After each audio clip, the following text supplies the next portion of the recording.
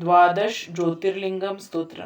सौराष्ट्रे सोमनाथं च श्रीशैले मल्लिकार्जुनम् उज्जयिनी नाम महाकालम् ओंकारं ममलेश्वरम् परल्यां वैद्यनाथं च डाकिन्यां भीमाशङ्करम् सेतुबन्धे तु रामेशं नागेशं दारुकावने वाराणस्या तु विश्वेश्वं त्र्यम्बकं गौतमीतटे हिमालये तु केदारं ग्रीष्मेश तु शिवालये एतानि ज्योतिर्लिङ्गानि सायं प्रातः पठे नरः सप्तजन्मकृतं पापं स्मरेणं विनश्यति।